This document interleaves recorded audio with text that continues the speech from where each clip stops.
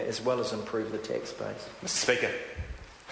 I call the honourable member Simon Bridges. Thank you, Mr Speaker. The Taxation, International Investment and Remedial Matters Bill, as a main proposal, extends the active income exemption introduced in 2009 to offshore subsidiaries so that it also applies to joint ventures and other significant shareholdings in foreign companies that are not controlled by New Zealanders.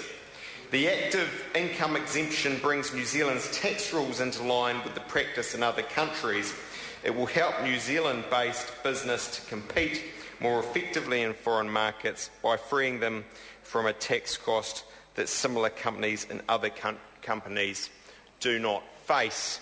And in plain English, Mr Speaker, effectively what this bill does, and I have to say I didn't have the pleasure to be on the Finance and Expenditure Committee when this bill passed through it and was considered, but is that for businesses remaining in New Zealand, when they go overseas, they compete on an equal footing overseas. They are not double taxed, and I appreciate there's some simplification in what I say. There's distinctions, for example, between active and passive income that the Minister has spoken of, but we do have a system, broadly speaking.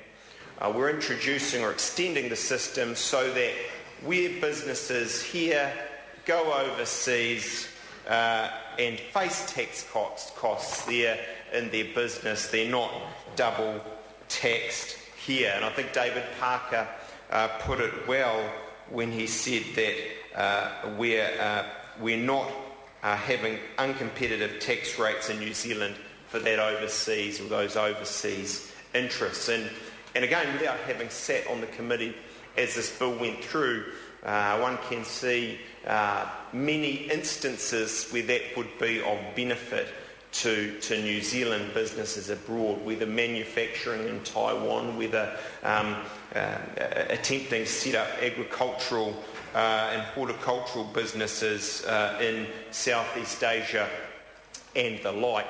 Can I also just say, Mr Speaker, that on the Finance and Expenditure Committee today, we in fact in some ways considered the other side of the coin of this aspect. Russell Norman, in questioning the Commissioner of Inland Revenue, I think whilst I disagree with his conclusions, made some interesting, valid points, I think, about our corporate tax rate, about whether or not its level is conducive to investment, whether it puts people off. Winston Peters had a very different view, and I think I take a different view again. It's in many ways a situation where, I suppose, like the beer, we don't want the porridge too hot or too cold. We have it too high, we're turning off business too low, and we can't pay for the social services that we want and that we need in this country. But I think what it does show is that robust views on Select Committee are to be welcomed, that there's room for them, and that the Finance and Expenditure Committee will be able to deal with them in a cordial way. So to come back to this bill, I think it's a good step. David Parker may well be right when he says, look, it's not huge, it's not going to change the world, but nevertheless it does go towards the government's program of making for a more productive and competitive New Zealand economy. I call the Honourable Shane Jones.